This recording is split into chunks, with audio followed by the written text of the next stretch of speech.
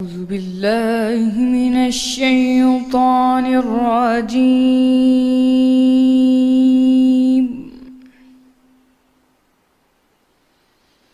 بسم الله الرحمن الرحيم.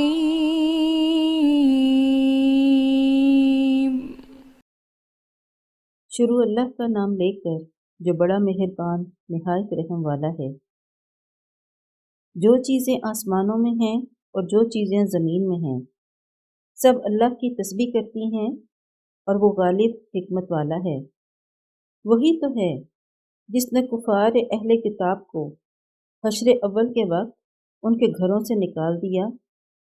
تمہارے خیال میں بھی نہ تھا کہ وہ نکل جائیں گے، اور وہ لوگ یہ سمجھے ہوئے تھے کہ ان کے قلعے ان کو اللہ کے عذاب سے بچا لیں گے، مگر اللہ نے ان کو وہاں سے آ لیا جہاں سے ان کو گمان بھی نہ تھا، اور ان کے دلوں میں دہشت ڈال دی کہ اپنے گھروں کو خود اپنے ہاتھوں اور مومنوں کے ہاتھوں سے اجاڑنے لگے۔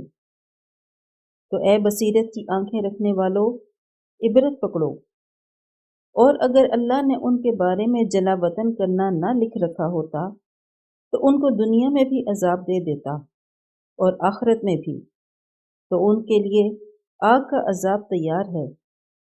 یہ اس لیے کہ انہوں نے اللہ اور اس کے رسول کی مخالفت کی، اور جو شخص اللہ کی مخالفت کرے تو اللہ سخت عذاب دینے والا ہے۔ مومنوں، کھجور کے جو درخت تم نے کاٹ ڈالے یا ان کو اپنی جڑوں پر کھڑا رہنے دیا سو اللہ کے حکم سے تھا، اور مقصود یہ تھا کہ وہ نافرمانوں کو رسوا کرے۔ اور جو مال اللہ نے اپنے پیغمبر کو ان لوگوں سے لڑائی بھڑائی کے بغیر دلوایا ہے اس میں تمہارا کچھ حق نہیں، کیونکہ اس کے لیے نہ تم نے گھوڑے دوڑائے نہ اونٹ، لیکن اللہ اپنے پیغمبروں کو جن پر چاہتا ہے مسلط کر دیتا ہے، اور اللہ ہر چیز پر قادر ہے۔ جو مال اللہ نے اپنے پیغمبر کو دیہات والوں سے دلوایا ہے وہ اللہ کے اور پیغمبر کے قرابت والوں کے اور یتیموں کے اور حاجت مندوں کے اور مسافروں کے لیے ہے، تاکہ جو لوگ تم میں دولت مند ہیں انہی کے ہاتھوں میں نہ پھرتا رہے۔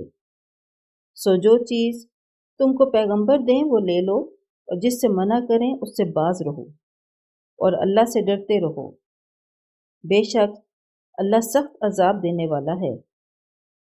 اور ان مفلسان تاریک الوطن کے لیے بھی جو اپنے گھروں اور مالوں سے خارج اور جدا کر دیے گئے ہیں، اور اللہ کے فضل اور اس کی خوشنودی کے طلبگار، اور اللہ اور اس کے پیغمبر کے مددگار ہیں، یہی لوگ سچے ایماندار ہیں۔ اور ان لوگوں کے لیے بھی جو مہاجرین سے پہلے ہجرت کے گھر یعنی مدینے میں مقیم اور ایمان میں مستقل رہے، اور جو لوگ ہجرت کر کے ان کے پاس آتے ہیں ان سے محبت کرتے ہیں، اور جو کچھ ان کو ملا اس سے اپنے دل میں کچھ خواہش اور خلش نہیں پاتے، اور ان کو اپنی جانوں سے مقدم رکھتے ہیں، خواہ ان کو خود احتیاج ہی ہو۔ اور جو شخص پھر سے نفس سے بچا لیا گیا تو ایسے ہی لوگ مراد پانے والے ہیں۔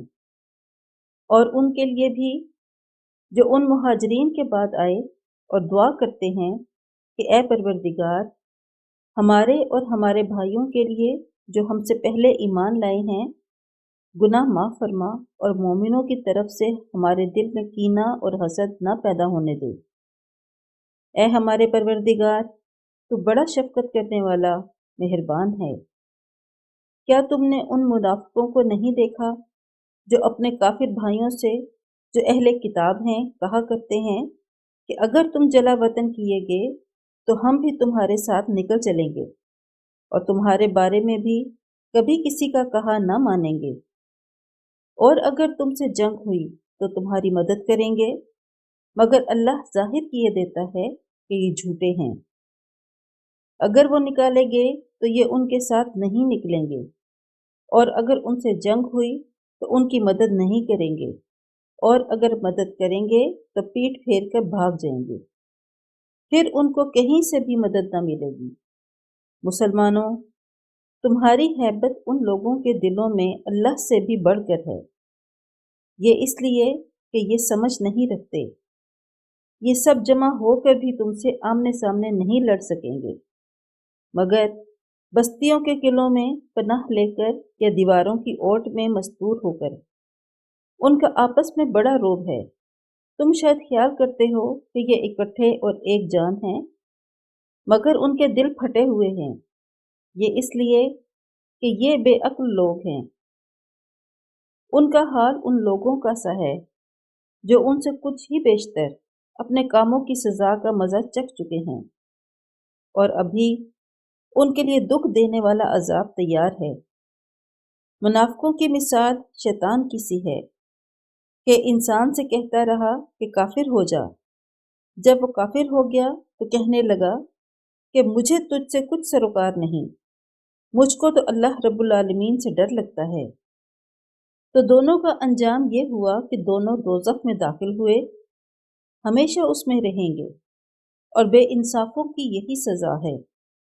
اے ایمان والو، اللہ سے ڈرتے رہو، اور ہر شخص کو دیکھنا چاہیے کہ اس نے کل یعنی فردائے قیامت کے لیے کیا سامان بھیجا ہے، اور ہم پھر کہتے ہیں کہ اللہ سے ڈرتے رہو، بے شک اللہ تمہارے سب اعمال سے خبردار ہے۔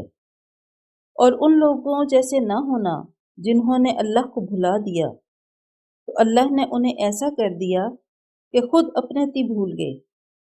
یہ بد کردار لوگ ہیں۔ اہل دوزخ اور اہل بہشت برابر نہیں۔ اہل بہشت تو کامیابی حاصل کرنے والے ہیں۔ اگر ہم یہ قرآن کسی پہاڑ پر نازل کرتے تو تم اس کو دیکھتے کہ اللہ کے خوف سے دبا اور پھٹا جاتا ہے۔ اور یہ باتیں ہم لوگوں کے لیے بیان کرتے ہیں تاکہ وہ غور کریں۔ وہی اللہ ہے جس کے سوا کوئی معبود نہیں، پوشیدہ اور ظاہر کا جاننے والا، اور وہ بڑا مہربان نہایت رحم والا ہے۔ وہی اللہ ہے جس کے سوا کوئی عبادت کے لائق نہیں، بادشاہ، حقیقی، پاک ذات، ہر عیب سے سلامتی، امن دینے والا، نگہبان، غالب، زبردست، بڑائی والا۔ اللہ ان لوگوں کے شریک مقرر کرنے سے پاک ہے۔ وہی اللہ تمام مخلوقات کا خالق، ایجاد و اختراع کرنے والا، صورتیں بنانے والا۔ اس کے سب اچھے سے اچھے نام ہیں۔ جتنی چیزیں آسمانوں اور زمین میں ہیں سب اس کی تسبیح کرتی ہیں، اور وہ غالب، حکمت والا ہے۔